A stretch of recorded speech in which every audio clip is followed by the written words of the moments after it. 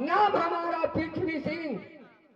इस समय मेरा इच्छा है कि देश देश का राजा को बुला करके राज दिल्ली में लाऊंगा, क्योंकि इस समय मेरा इच्छा है कि राजघाट मैं ठेका लगाऊंगा। ये कोई है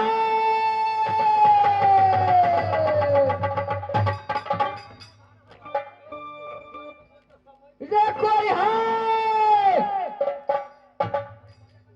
भैया सुनिए हमारी ये बात,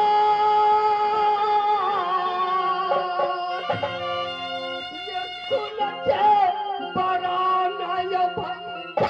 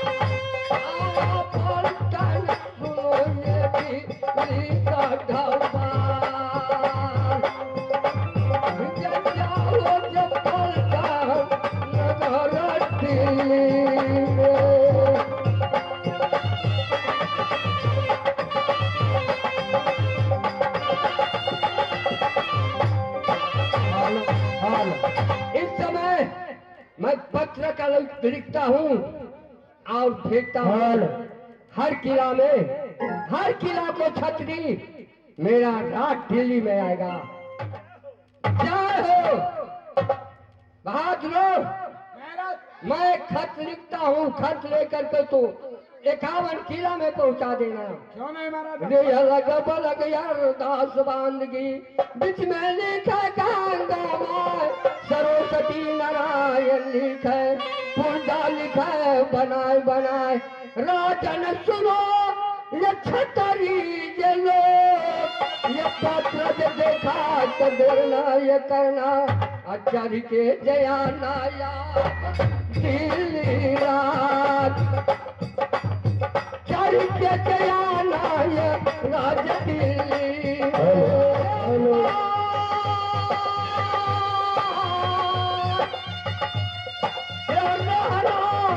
सहारा देवी सातों बहनी आज्ञा,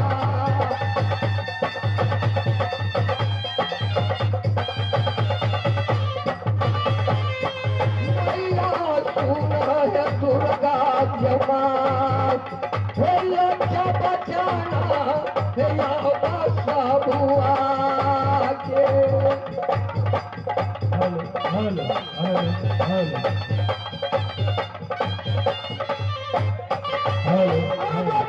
हरे भैया हो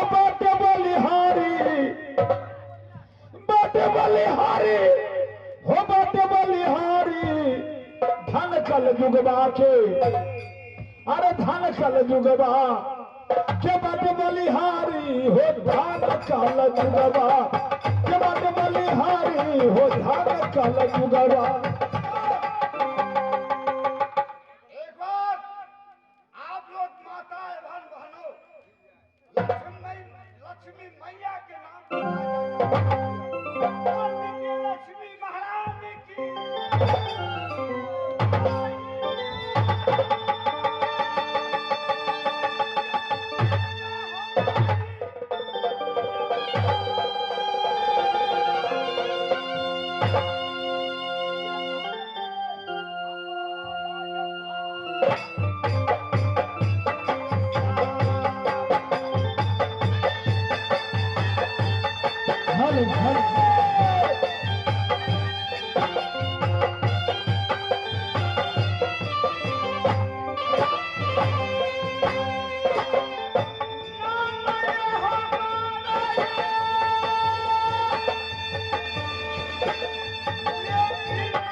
हेलो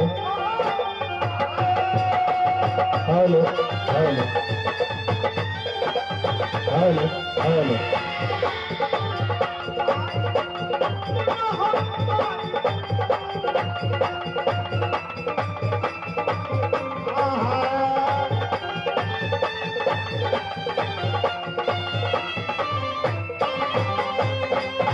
मेरा पड़ता है रात शीशा में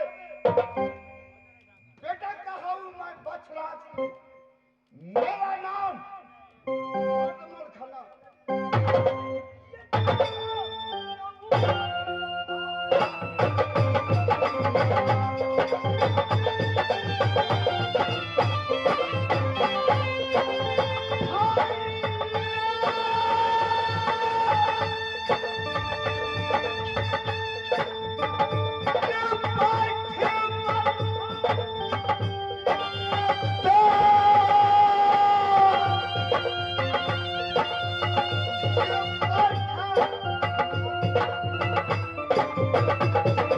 हेलो हेलो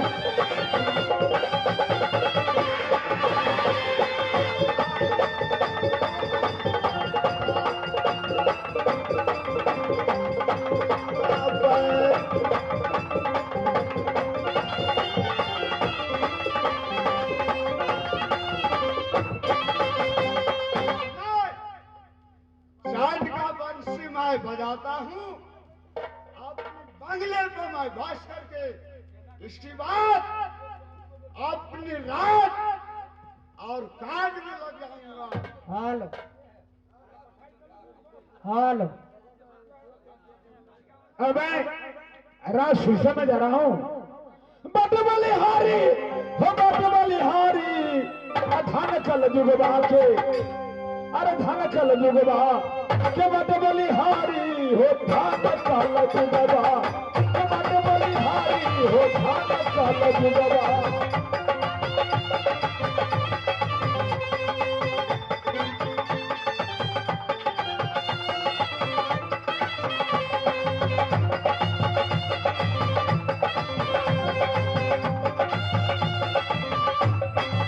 कहत मोर लाज लागे सब पढ़े कारी कहत मोर लाज लागे कहत मोर लाज लागे सब पढ़े कारी सास का पुता लागे ससुर के मातारी धन कल जुगवा के बट बलिहारी हो धन कल जुगवा के बट बलिहारी।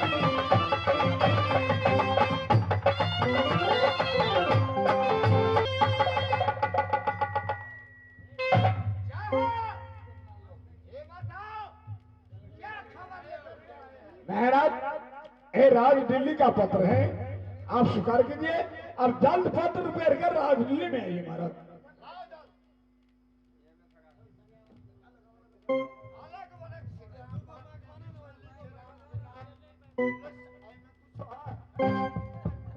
सात सलामी नाठो मुजरा पुर्जा लिखे बनाए बनाए पत्र देख देर नहीं करना ये चौकार आना सिर सब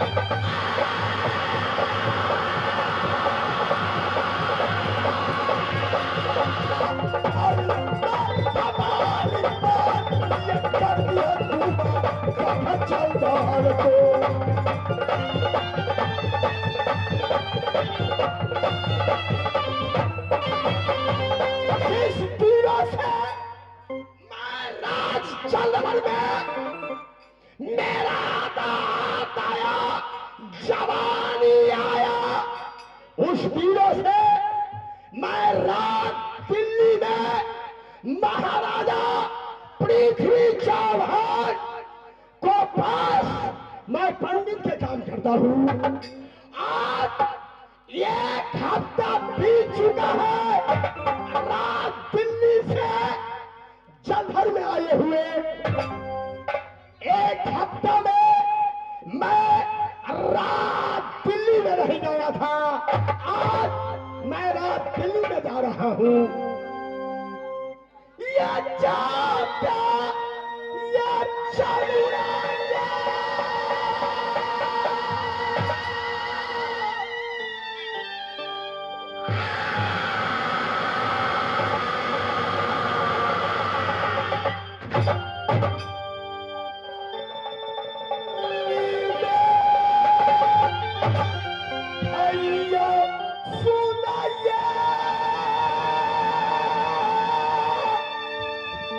हमारी ये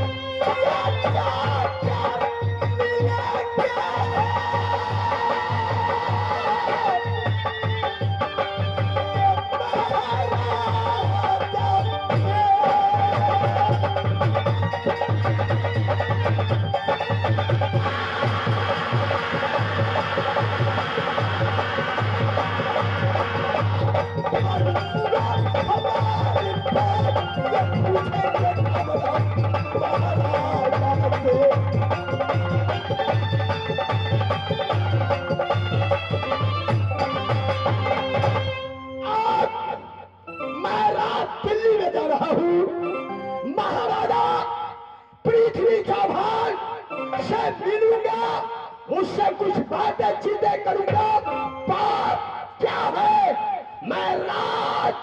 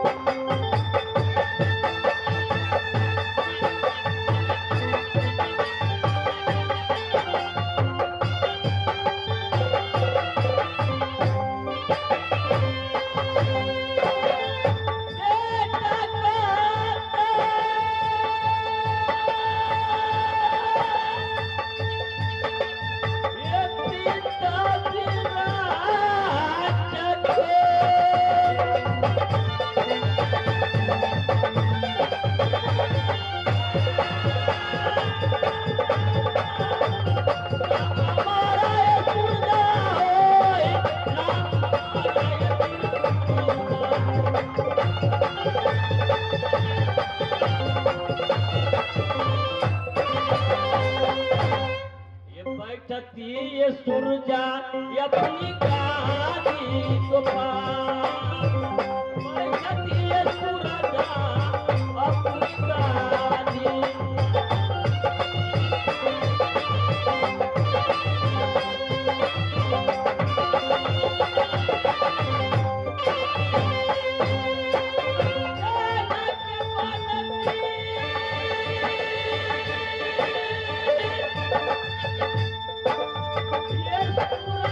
अपनी गाड़ी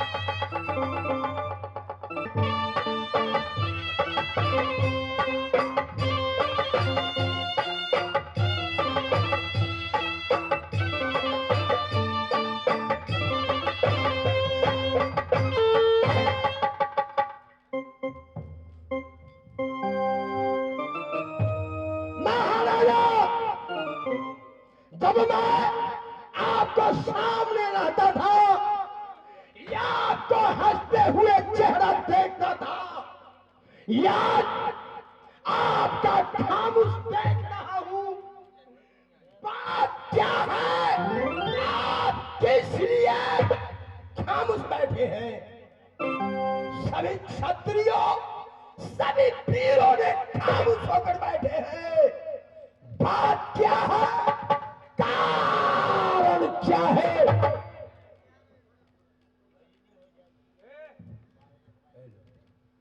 हे चौड़ा, मैं खामोश इसीलिए बैठा है कैसे? क्योंकि आपने 7 रोज का छुट्टी लेकर के गया, जी हाँ, लेकिन आज 8वां रोज हो गया। मैं खामोश इसीलिए है कि मेरा इच्छा है कि राजघाट जलहर है, वो मेरा विचार है कि ठीका लगा दो। जो आपका क्या हो, जो आपका क्या हो, आप हुकुमदारी है यह रात दिल्ली का, आप जो हुक्म देंगे वही बात होंगे। मेरा विचार है तो लगा दो गंगा ठीका। लगाया जाए।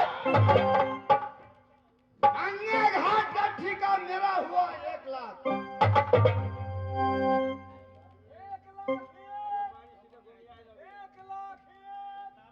मेरा हुआ 1.5 लाख।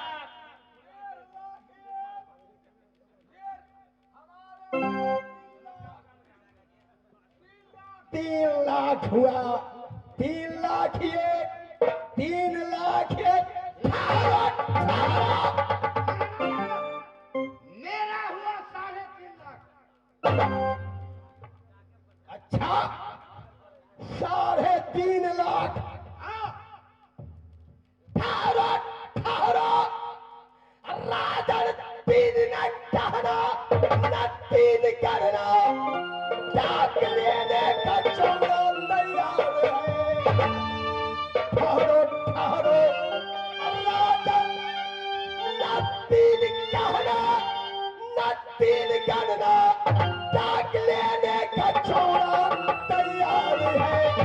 ताकि लेने के चौड़ा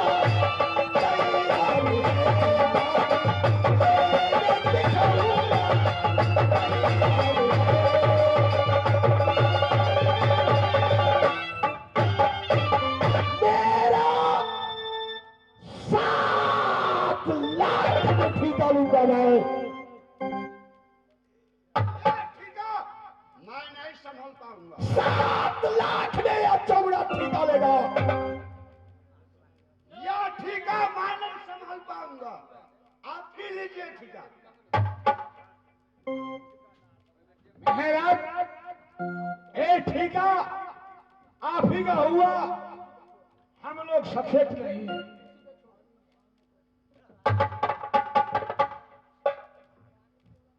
बहादुरों, जो डाक में बढ़ गया उसका ठीका हो गया। चलो उसका नाम से दस्तखत कर दो। हाँ भाई, जल्द रहे, मैं 7 लाख ले गंगा घाट ठीका लूंगा।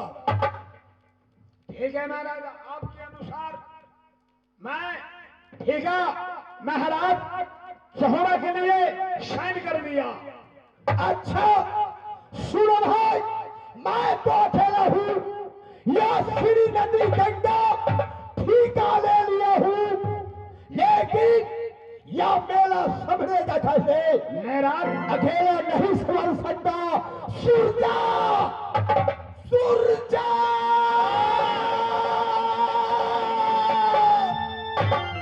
सूरजा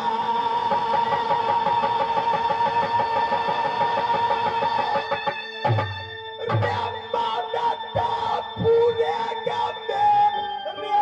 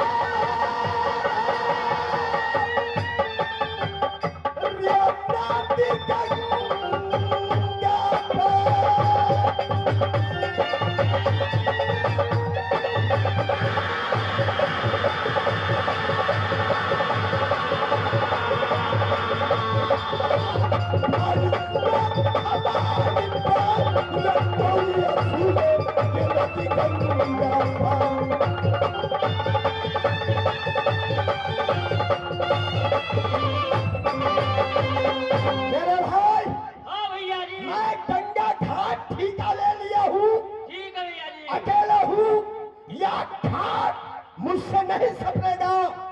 तुमने सुरजा धाधुल 7 बॉडीगार्ड, ठीक है भैया जी। तुमने रे ठाठा न मार दो रे नदी गंगा में बैठे हुए यात्री लोग हैं। लाइन लाइन से घोड़ा बंधा हुआ है, लाइन लाइन से हाथी बंधा हुआ है, लाइन लाइन से छतरी लोग 7 छतरानी में बैठे हैं। इस समय आदमी 5 रुपया टैक्स मांग दो, घोड़ा 7 रुपया, हाथी 10 रुपया। अगर बेपैसा का जो आदमी पानी पिए गंगा में, धक्का रे देकर भगाना गंगा से, ये पानी न पीने देना गंगा जी के धाम। ये पानी न पीने देना नदी गंगा।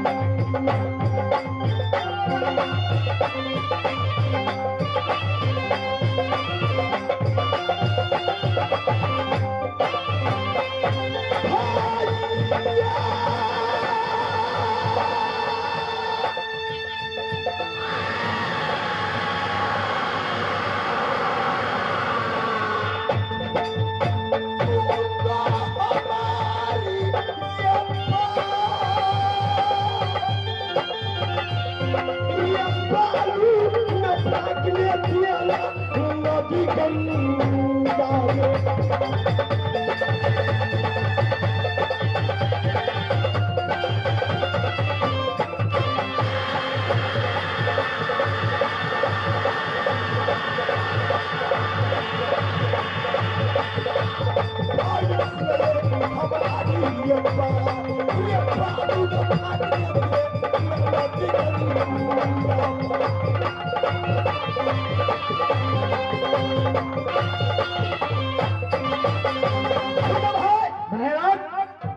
आपके अनुसार पानी क्या बालू तक नहीं फट रहा।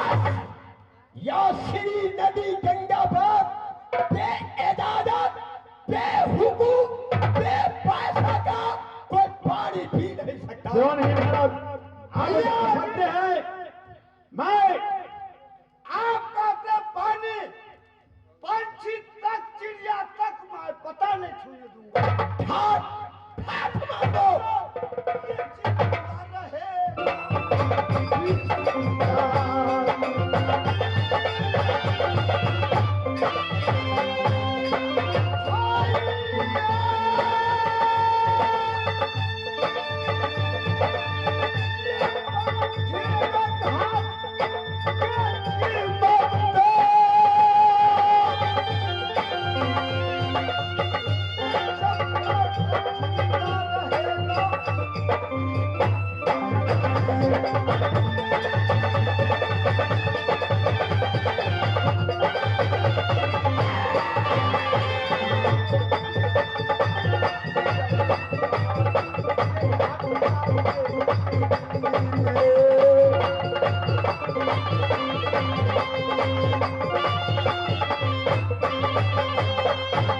सूरजा भैया जी हाँ भोन भैया जी बारात तुमने ठाठ मारो।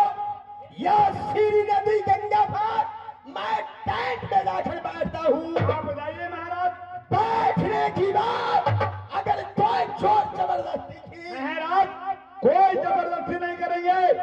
आपका पैसा लगा हुआ है, मैं आपका नौकर हूँ। कोई पानी क्या बालू तक फाकने नहीं दूंगा। जाओ बस जाकर मैं बैठता हूँ, बैठ जाता हूँ मैं।